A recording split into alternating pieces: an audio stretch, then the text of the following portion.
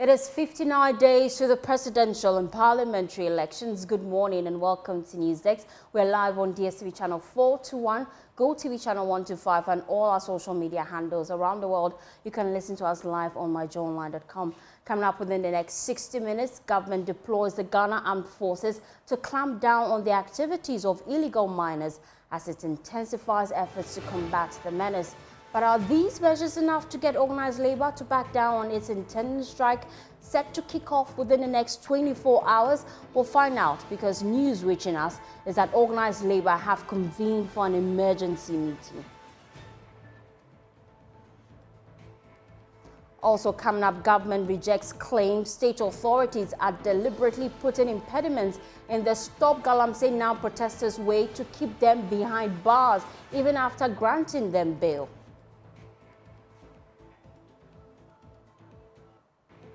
Also, Judicial Service attributes delays in the hearing of the cases challenging Parliament's passage of the Human Sexual Rights and Families Values Bills to failure of parties involved to file the required documents. But will proponents of the bill back down on their promise to organize more protests to put pressure on the judiciary to expedite the hearing of the cases? We'll engage sponsors of the bill here on NewsDesk, and later on Climate Focus, we'll take you up north where the effects of climate change extend beyond weather patterns, impacting employment, peace and security.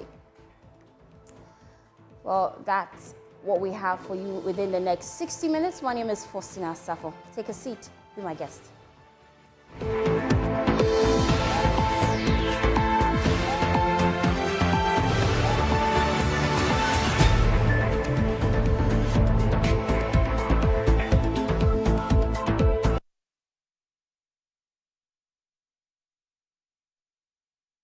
Thanks for choosing us for your home of independent, fearless and credible journalism. Now, government has deployed the Ghana Armed Forces to clamp down on the activities of illegal miners as it intensifies efforts to combat the menace. Organized labor has threatened to withdraw its services nationwide within the next 24 hours, demanding that government declares a state of emergency. In a desperate move to forestall the total shutdown of state institutions, government has announced it is ramping up Operation Halt in partnership with Small Scale Miners Association of Ghana. While the new phase aims to rid the water bodies of all mining activities, reinforcing that rivers and forest reserves remain off the limits. Now, that statement is coming up on your screen shortly from the Information Ministry, just giving us a breakdown of some of the efforts government are making to tackle illegal mining. Now, first thing they say in the statement is that government, in its continued efforts to clamp down on the long-standing menace of illegal mining, illegal small-scale mining, has concluded operational measures to intensify the ongoing Operation Halt, which is led by the Ghana Armed Forces to rid our river bodies of all forms of illegal mining activities.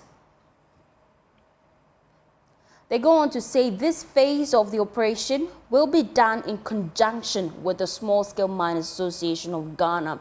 So first thing, they're ramping up their Operation Halt, and then they're also doing this in collaboration with small scale miners. Now, they go on to say government reasserts that river bodies and forest reserves remain red zones. Is this enough to get organized labor to back down? Because they've served notice, they want a declaration of a state of emergency. But is this enough? Well, we have news that they're in a meeting as we speak. But let's just take you through the fourth point. And government is reiterating its commitment to the fight against illegal small-scale mining and calls on all stakeholders to join the fight. So this morning, we're asking, are these measures enough to get organized labor to back down on its intended strike set to kick off within the next 24 hours? Well, we'll find out by midday because news reaching us is that organized labor, they have convened for an emergency meeting. Meanwhile, the Public Utilities Workers Union, they have served notice that they will join organized labor to withdraw their services nationwide. And that statement is coming up on your screen shortly from the Workers Union. It says, at a meeting held on Tuesday, 1st of October, in the conference room of the Hall of Trades Union in Ghana, in Accra, the leadership of organized labor decided to embark on a nationwide strike against issues pertaining to illegal small-scale mining. This decision was re-informed by the organized labor at its meeting held on October 7th, 2024 at the Hall of the Trades Union Congress. They go on to say that in this regard, we hereby write to officially notify you that PUW and all its members, except production and maintenance units, shall join this nationwide strike starting Thursday, 10th of October, as part of, as per the attached statement, they say. And then they go on to say, we count on your cooperation. Well, that's the statement from the workers' union serving notice that indeed they are joining this organized strike. Well, government has rejected claims that state authorities are deliberately putting impediments in the Stop Galamsey Now protesters' way to keep them behind bars, even after granting them bail. 51 activists detained during the protest remain in police custody despite being granted bail by the Accra High Court. We are told that procedural delays, including the late communication of the court order and prolonged verification of the sureties, have stalled their release. And Democracy Hub, they have condemned the situation. They're accusing state authorities of intentionally obstructing bail process to suppress civic activism. But the Deputy Attorney General, Tuya says the claims lack merit. We will hear from him and also bring my colleague Kweku Asante in the studio shortly. But let's listen to Tuya and then we just bring Kweku Asante in the studio. Now, when the court grants bail, it is the duty of the investigator to ensure that the sureties are properly identified, the accused person's place for abode is properly identified. We will not condone any attempt by the investigators to frustrate the accused person from having their bail granted or executed. And so if there are genuine cause to prove that indeed a state agent is preventing the accused person from having the bail order executed, we will definitely come to the aid of that accused person. But they must also know that the police officers who are the CID officers must also be satisfied that those who are coming to stand as sureties are people that they can identify. So in the event that the accused person has gone, then they can then identify where the sureties live and then bring them to court.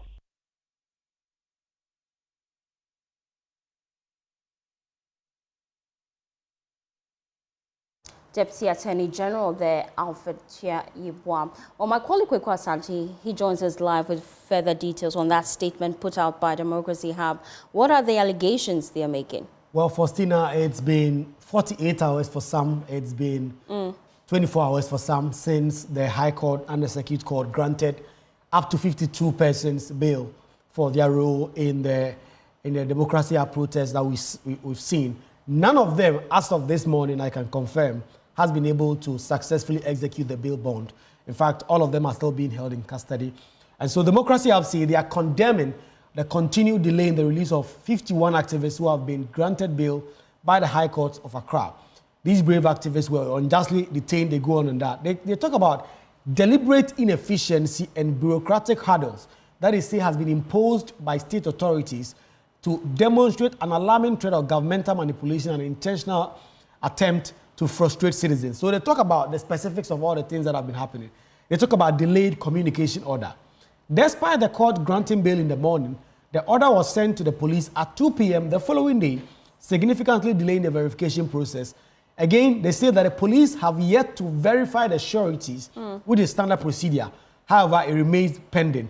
Again, the police must sign the court release form after verifying the sureties, but this too has not been completed. And then furthermore, the officers responsible for signing the bail bonds closed their offices at 4 p.m., ensuring that this is not going to sign. And then currently, key personnel at the Ghana Police Service who are responsible for verifying the sureties and signing the release form reportedly stationed at court premises, exacerbating the delay. Shockingly, individuals responsible for the bail bond at the High Court, we are told, are not going to be working today. And that means the release by today is simply not possible. Again, they talk about shocking, and that they say that to the utter dismay, they have received reports from the persons who have decided to stand surety that the police are conducting intrusive and intimidating searches at their homes. They say that it's unwarranted violation of personal privacy and is designed to harass and intimidate them. So they are demanding that this process is dealt with. They do not want any further delay for these 52 protesters granted bail to still be held in custody. They expect that if for nothing at all by close of day today, all the persons who have been granted bail either to 70,000 cedis and 2 sureties or 20,000 cedis and 1 surety can execute the bail bond and then go home and be with their families. And the Deputy AG, he's been responding to some of these concerns. He alleged that indeed this is not true. Yeah. But then you were in the High Court as well as the Circuit Court yesterday. Bakavoma was denied bail 3 times in a row. What explanation did state prosecutors give? Well, the state prosecutors have been opposed to the bail application for Bakavoma because they say that if you look at Section 96(5)(c) of Act 30, the courts can exercise discretion and not give an accused person bail if it's in the opinion of the judge, that person, if granted bail, will go and commit another offense. This is the position that the judges both at the High Court and the Circuit Court agree with, and that is the reason why they're keeping Oliver Bakavoma. Although the lawyers for Mr. Bakavoma, Justice Sai and others have all made the point that Bakavoma is a law-abiding citizen in the opinion. He's standing trial for treason. He has not run away. He has been availing himself for the trial all throughout the process. And so they believe that if he's granted bail, he will stand up, he will avail himself to stand trial and will not abscond or commit another offense. And so we expect that in the coming days, the lawyers will file an appeal at the Court of Appeal to try and get the Court of Appeal, a higher court than the High Court, to actually grant Oliver Bakavoma bail. But between now and then, Mr. Bakavoma will continue to be in detention, and all the others, if they're able to execute their bail bond, will be let go. And when next will this be in court? Well, much of the cases are expected to be back in court on the 22nd, but on 14th October as well, the cases, some of them will be recalled. In fact, the lawyers are asking for expeditious trial. They say that their clients are not guilty of any offense. They want this process to unravel itself, and then it will show that these persons are not guilty of the charges that the police have put before them. And so, ordinarily, in fact, yesterday the trial was expected to start, but the state did not file certain processes, for which reason the cases have been adjourned to 14th and then 22nd October. Okay, Kwekwa Samse there joining us with details from what happened in court. Well, let's stay with court-related matters because the Judicial Service of Ghana, they are attributing delays in the hearing of cases challenging Parliament's passage of the Human Sexual Rights and Family Values Bill to the failure of the parties involved to file required documents to the court.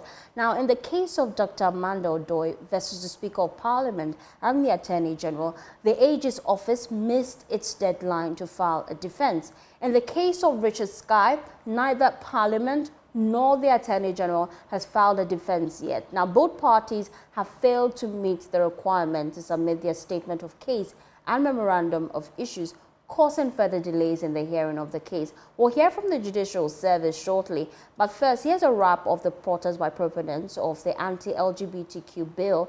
They accuse the judiciary of deliberately denying and delaying the process, with 2 significant cases filed in court still unresolved. Thousands of Ghanaians thronged the streets of Accra to march in protest to the delay in the hearing of the anti-LGBTQ bill. Well, the march, which was led by co-sponsor of the bill, Sam George, saw many people voice out their displeasure, including Sam George himself and members of the public. We're simply here to ask the Chief Justice to stop being selective in the dispensation of justice. We're demanding that the Chief Justice stops abusing her office and her power. She's using her power capriciously and maliciously, and that has been warned and prevented in Article 296 of the Constitution. What is keeping her? What is keeping the Chief Justice? That is our concern. So the Chief Justice should give us a ruling. The Chief Justice should proceed with the case. That is what we are asking. That's what we are asking. For the Attorney General, we are asking the Attorney General to do his work which we as taxpayers pay him. This is a divine call, a clarion call for us as a people to observe what we were born into. My brother, you are a man. I believe you have a wife. Definitely you are going to have children. And that is what the Bible tells us as Christians, that a man should marry a woman. There's nowhere in our religious beliefs where a man is supposed to marry a man. Well, some judge petitioned the Attorney General and the Supreme Court to collaborate and ensure expedited hearing of the case. In your statement, the Supreme Court made reference to having, and I quote, an early trial, assuring us that it will work expeditiously to hear and rule on these matters in a timely manner. Unfortunately, over 10 weeks later, there is no indication of any schedule or actions to execute an early trial that will protect our rights as citizens to timely and efficient justice delivery in this instance. Without speedy scheduling of the hearings, further time will be lost, potentially preventing the conclusion of the bill this year and further risking 3 years of time and resource investments in this draft bill and precipitating the need for more time and investment if this bill is to see the light of day. From the Supreme Court of Ghana, Kenneth Jesse for Joy News. Well, that's a wrap of the march yesterday. Let's listen to the Judicial Service. They've been defending this case, and their defense for hearing the case of Dr. Amanda Odoi and Richard Sky on this suit. Here is member of the Judicial Service, PR team, Justice Ellen Ofei-Aye, with more. Now, the case of Dr. Amanda Odoi versus the Speaker of Parliament and the Attorney General was filed on 11 June 2023 on grounds that Parliament had contravened Article 108 of the 1992 Constitution in the passage of the bill. Parliament filed its defense in the form of a statement of case in March 2024. Parliament was supposed to file its defense within 14 days of the notice of the action. However, Parliament filed its defense on 14th March 2024. The Attorney General has not filed a defense in the form of a statement of case. Neither have the three parties filed the issues to be decided by the court as directed by the Supreme Court Rules 1996 CI 16. Now, in respect of Richard Sky versus Parliament of Ghana and the Attorney General, it was filed on 5th March 2024. The plaintiffs also want a declaration. The plaintiff also wants a declaration, among others, that the Human Sexual Rights and Family Values Bill was passed in violation of Article 108 of the 1992 Constitution. Neither Parliament nor the Attorney General has filed a defense in the form of a statement of case. All three parties have not filed the needed memorandum of issues that they need the court to settle. Now, the Judicial Service issued a statement on the 13th day of September 2024, which gave the above update in respect of the two cases and explained that the parties have not completed the processes they were required to file before the Supreme Court can hear any case. On 1st October 2024, the lawyer for Parliament filed an application asking the court to give permission for Parliament to file its defense, even though they had exceeded the 14 days set by the Supreme Court Rule CI 16. This application will be heard within the first week of the Supreme Court sitting, being the 15th to the 17th of October 2024. The general public is assured that the Supreme Court Registry is ready to receive all processes that need to be filed. The Supreme Court is ready to hear every matter where parties have complied with the rules of court directing the processes to be filed before a hearing is held. Well, co-sponsor of the anti-LGBTQ plus bill, Imano Bedra, joins us live with more. Thank you for your time here on Newsdesk. Well, the Judicial Service, they're attributing delays in the hearing of Dr. Amanda Odoi and Richard De La Sky's case to failure of parties involved to file necessary documents for hearing to commence. What's your response to this? Thank you very much, Faustina, and good morning to your cherished viewers as well as cherished listeners. Indeed, we do not have any other view apart from what my colleague Sam George has put out there. We will continue to protest. It's rather unfortunate some of us were not able to join on Tuesday, but we'll continue to protest. Now, let's look at the whole issue. This bill, before even the onset of this bill being introduced to Parliament, you remember the President, His Excellency, was on some external media houses to say that, oh, it's bound to happen, and therefore those who think that they belong to that section of our society should make a case. And that was the initial comment that the President made. Then another comment was the fact that this has to do with human rights, and therefore when the court decides, he would either assent or not assent. And then when we started with the bill, you know the delays that this bill caused in the House for over 3 years. We were not able to pass it until finally it was passed. After it's been passed, we all remember the underhandlings that happened when the bill was supposed to be transmitted to the presidency. We heard and we saw from the secretary to the president refusing Parliament sending the bill or transmitting the bill to the House, to the presidency for signature. This clearly shows that there are some underhandlings. There are some people who do not want this bill to see the light of day, to become an act in this country.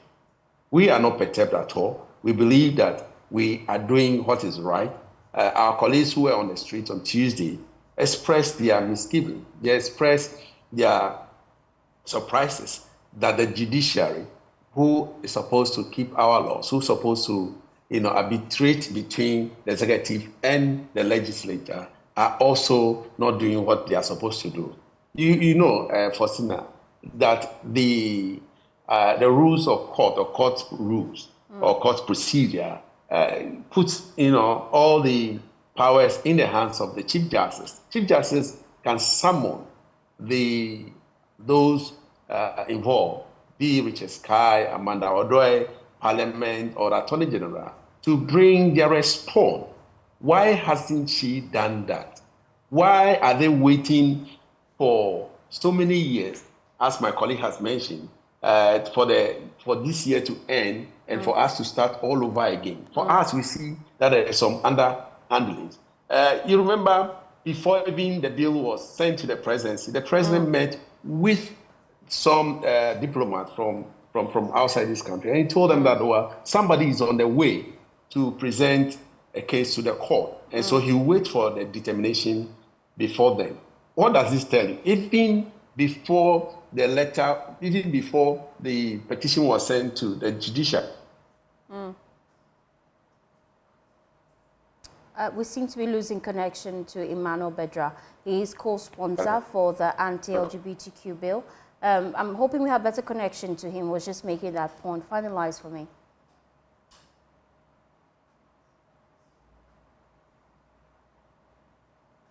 Mr. Bedra, you have to position rightly. Unfortunately, we're losing connection to you. I'm hoping it's better now. Just finalize on that point so that I can ask you a follow-up question.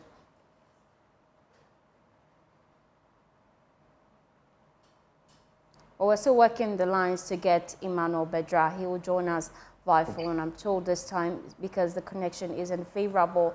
But just giving you an update on that, yesterday, some protesters, they hit the streets. They are demanding that the Judicial Service expedited 2 cases before it, challenging the constitutionality of the anti-LGBTQ bill passed by Parliament. And then the Judicial Service, they have come out to give a background to why there are delays. And they actually leave the blame on the doorsteps of the Attorney General and Parliament lawyers for failing to file their defense.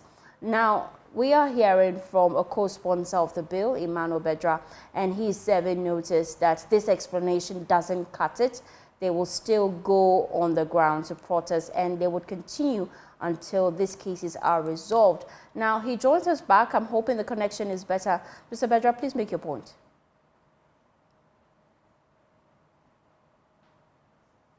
Yeah. Am I back? Yes, back, loud and clear now. Thank you very much. So please make your point. So I was saying that something about this whole business of delaying the bill. Now, we believe, we the proponents and the supporters of this bill believes that whatever it might take for us to push through for the president to us, because our issue is justified. Justified on the grounds that we live in a country where we have values, and these values must be respected. We will not allow the values of other countries to be extended to us. And so, Faustina, will continue to pursue, will continue to force, will continue to push.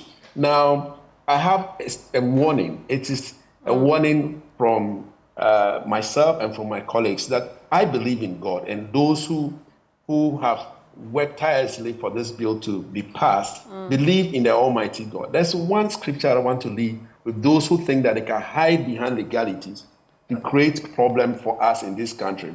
It's the book of 2nd Chronicles 26. It says that the Lord God rules in the affairs of men. Now, we all know what has happened to the person who has refused for the transmission of the letter from Parliament to the presidency. That is just the beginning of God's judgment. The rest should continue to delay what God wants to do in this country.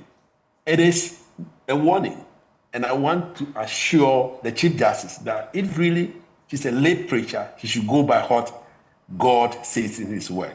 Thank you very much for listening. Emmanuel Bedra, he's co-sponsor of the anti-LGBTQ bill. Thank you for your time here on Newsdesk.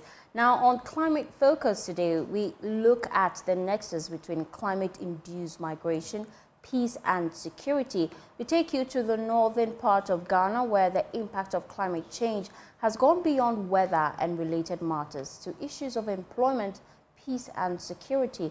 This piece was put together by our partners from Youth Bridge Foundation. There's more in this report.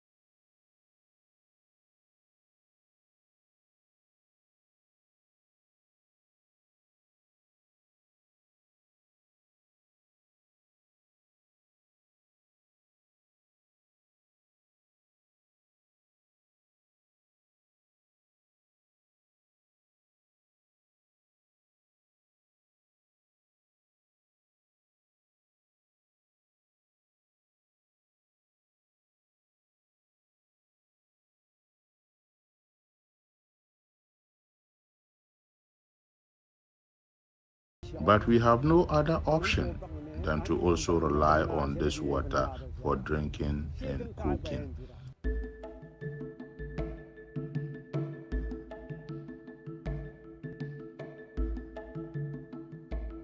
For the Fulani, migration is not a choice but a necessity. As water becomes scarce and grazing lands vanish, they move driven by the ancient rhythms of the earth and sky.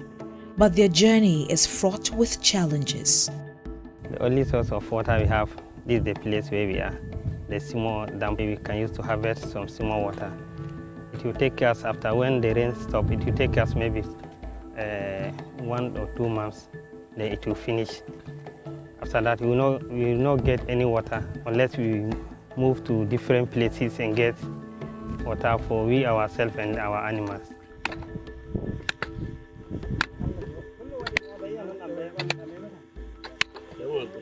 Because of we are suffering of getting water, so that's the reason why our father, he said we should organize some small amount so that we'll get people to come and help us to redig the place so that we harvest more water.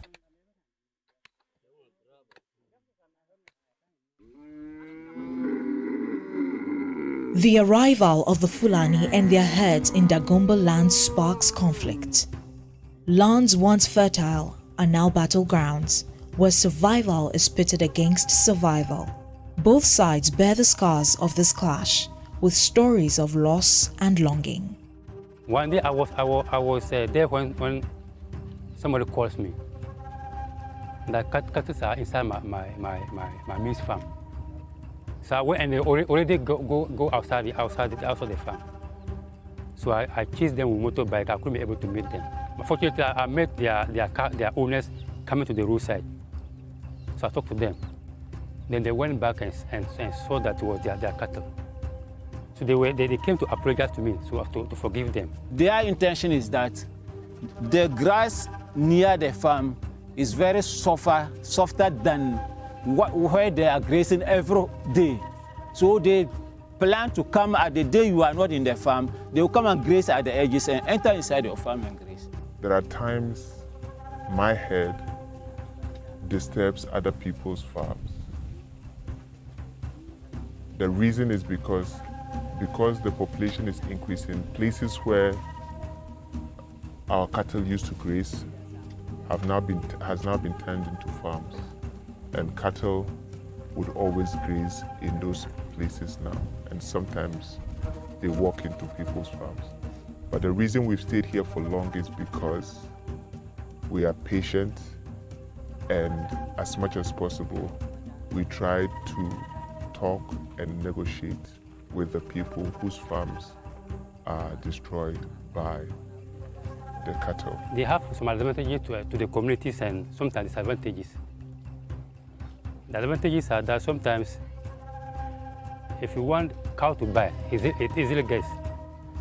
But the disadvantages are that they normally destroy farmers' farm products and sometimes kidnap people in the bush. Fulani people, they are just like us. We do everything together. We have service together. Their children even come join our children in school. They come for health service. Almost every community activity, we do it with them. The Fulbe just happen to be an ethnic group that is specialized in pastoralism. You have about 5 different types of Fulbe pastoralists. How many people are aware of this? Very often they talk about transhumans. Transhumans don't create problems for us. You have the transhumans. They come, one man can be carrying 5, 6, 7,000 cattle. The ECOWAS protocols mandate us to create corridors for these people. You're watching News 6. When we return from this breather, is Ghana ready for a third force? That's the question on the lips of many, with just 59 days to the presidential and parliamentary elections. Today I have a guest in my studio, so do stay tuned in.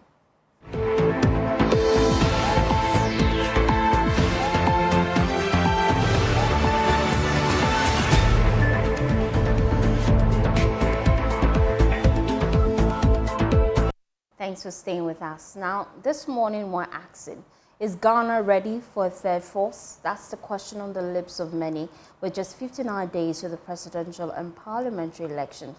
Today, my guest in the studio is Kwabena Andrews. He is founder and leader of Ghana Union Movement. The party, formed in 2019, became the third force after the 2020 general election, canvassing over 1,105,000 votes rather.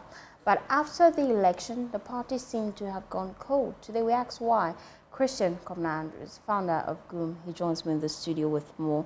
Thank you for your time here on News 6. Let's start with the raging issues. Organized labor, they have served notice. They'll withdraw their services within the next 24 hours. They want government to declare a state of emergency. Do you think that's the way to go? It's not important. You see, government the president don't have solution to the problems that we have as of now. So it's up to the organized labor to sit down and bring a solution. Give it to the government that we think this is what we have to do, but not going on strike. For strike for what? It will not affect Akufo-Addo. Akufo-Addo is in the Jubilee House. It's going to affect other people. And we are not the one that causing these things. So they should put a stop to this thing and sit down and know the practical way of solving this problem. Because maybe Akufo-Addo are fall short in the ideas of putting the end of these things. You come out, bring ideas, give it to him. If he is not going to do it, then that you can say that we have suggested something better. But he has never done anything to that effect. Then we are going on strike. But not now. For this very strike issued for tomorrow is not necessary.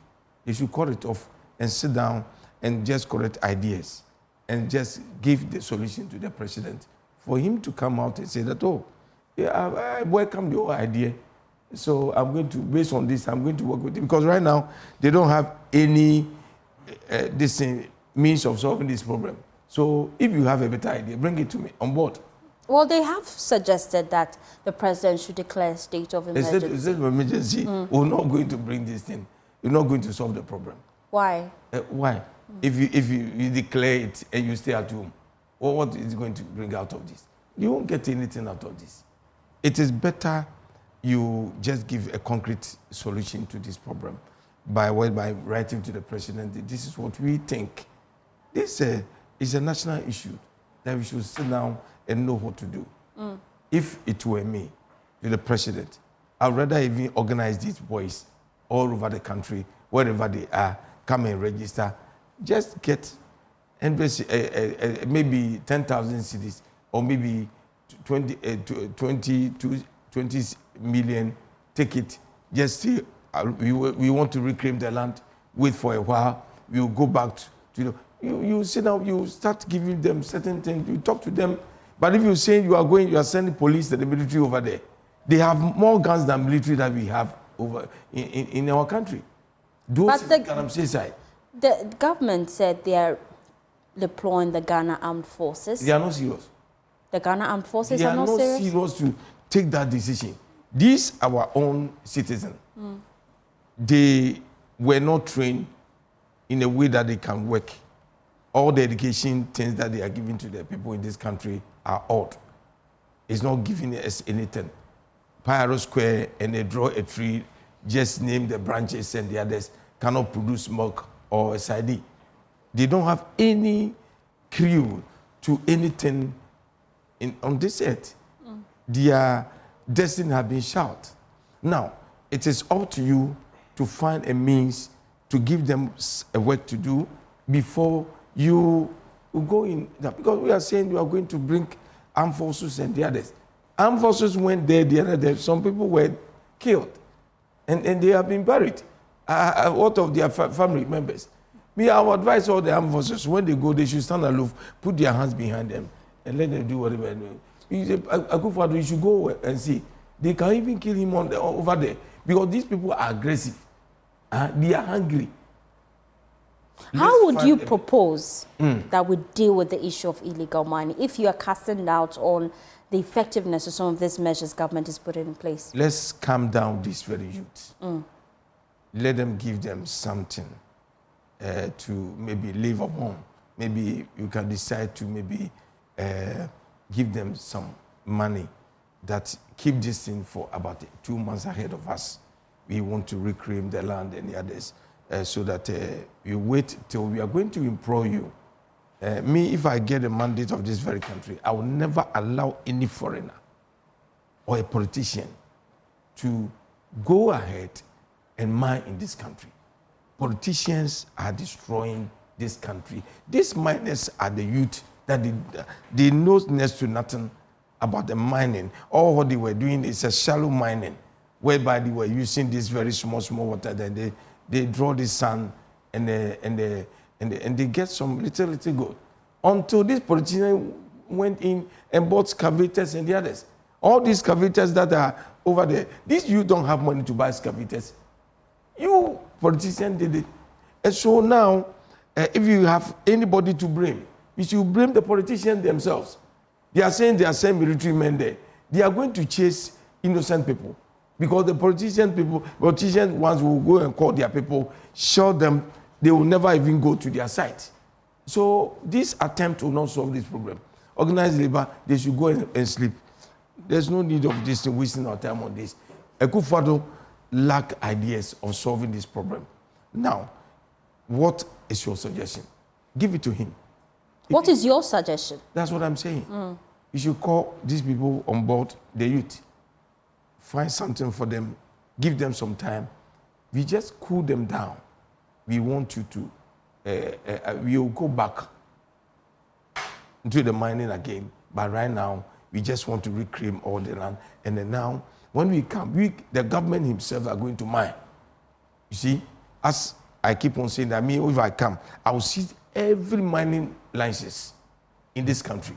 Every mining license are going to be seized. And government is going to mine and do the mining himself.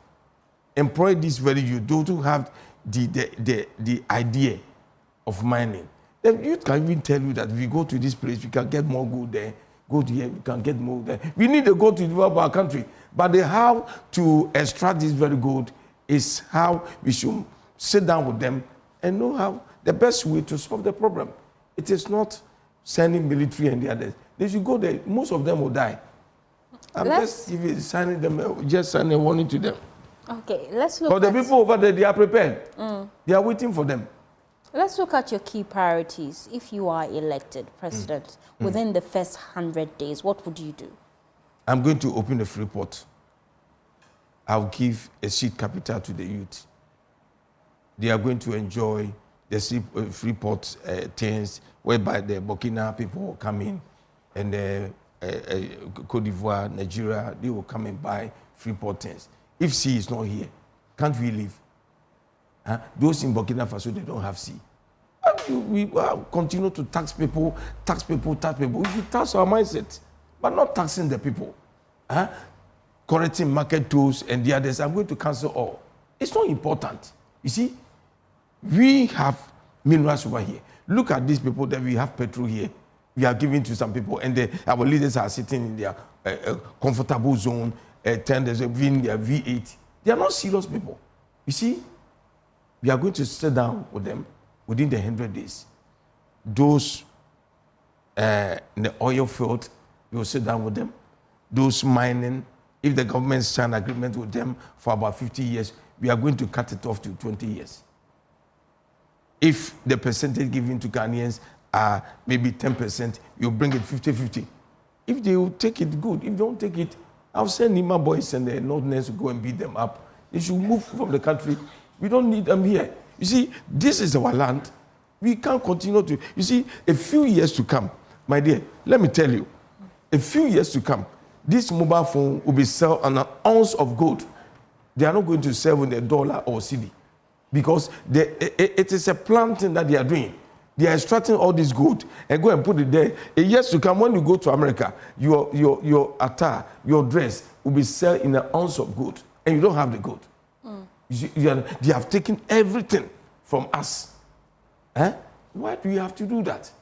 No timber exporter again. Me, when I come to power, I'm not going to export any timber again. If you are going to export timber, one single wood will cost you maybe $200. Then how do you make money? I'll make money. I'll make money by turning the land, grow cash crops. That comes in 3 months. Maize apprentice, garden as apprentice, tomato apprentice. We export them. We get money. You see, American people don't depend on cocoa. They depend on maize. Just last year, they got $9 billion out of maize. 3 months, the maize is ready. They use it for this and this and that, cereals and the others. And they bring them to us to buy.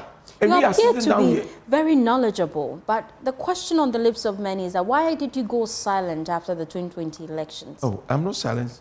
Just that You haven't been commenting on issues of governance. Maybe because I'm not on your studio. Yeah, that's why you're not being hearing so much from me. Okay. Since you people, now you have realized that I'm very important. That is why you are calling me. And I know this is not going to end today. You are going to call me. If you ask me to come join you every day, I'll come. Simply because you people, you travel far. And I know since I'm here today, these people too will hear whatever I'm saying over here. I'm not quite, but just change my strategy. I don't see why we should gather people, go and stand in maybe a circle and make noise. That is not campaigning. But we are down there, people are going house to house, telling people our main ideas and the purpose of which we want to come to power and solve the problems of this country. Because both NDC and MPP, they have just destroyed our country. We can't sit down for these elites to continue to deceive the people. They are deceiving us. Look at the youth all over, everywhere. They don't have anything to do. You see, like these boys, these workers over here, standing behind cameras and others. If we close right now, where are they going? They don't have any place to go. If there's a factory there, they can go and work. So within that very year, 100 days as we are talking about, these are the messages I'm going to put across. I'm going to sit down with those people that are in charge of our mining sector, our minerals and the others. We just go back on the round table, sit down and discuss about the contract that we have with them. And if they don't understand, they will run with their feet. They will just go, move us. As we wrap up the conversation in the next 2 minutes, why should I give you my vote? It's better you give my vote because NDC and MPP has failed us. There's no need. The youth need to take up the challenge to build our own country. We have to build this country. But if you depend on these very elderly people, they are short, their memories are short now. They don't have anything to deliver. We need to come back to our system. They don't have any ideas anymore. They lack ideas, they lack plans, or they just keep on sleeping. You go into their chair right now, Akufo-Addo is sleeping. When you go to this ministry, he's sleeping. Everybody is sleeping. We have fresh blood that we can go everywhere to work hard for this country. If you depend on NDC and MPP, they are coming to gather their booty and go away. But I'm in to solve problems of this country. Let's all unite and build the country. It will help us all. Join us. Don't end here. Tomorrow, invite me again. Indeed, that's a request we'll consider here on News Desk. Well, that's how we wrap up the bulletin. My guest in the studio, the flag bearer of GUM Party, just sharing his thoughts on what he plans to do should he be elected president. We'll be back at 12 with the midday news, so do stay tuned into the Joy News channel. Good morning.